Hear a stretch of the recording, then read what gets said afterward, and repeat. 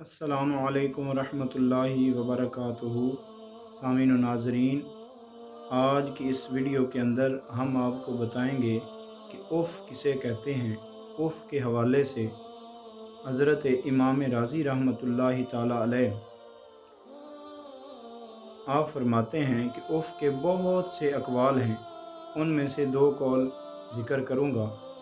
सबसे पहला उफ़ का कौल ये है, हज़रत इमाम राज़ी रहमतुल्लाह अलैह फरमाते हैं कि इंसान के ऊपर जब कोई गर्दो गुबार या कोई ऐसा रेत का ज़र्रा पड़ जाए, अगर उसको फूंक मारा जाए तो वो ज़र्रा उड़ जाए, उसको उफ़ कहते हैं।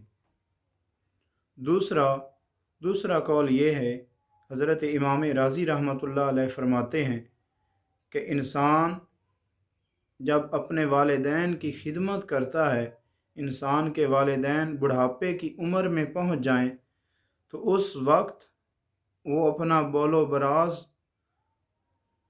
उनके जिस्म के साथ लग जाए, उनके पास इतनी ताकत ना हो उठने की, वो अपने वालिदैन की खिदमत करता है, तो जो उनका बोलो बराज है, अगर उनकी बू आएगी तो उस बोलो बराज से अगर वो नापसंदीदगी का इजहार करेगा तो उस बू की वजह से भी वो उफ़ कहेगा।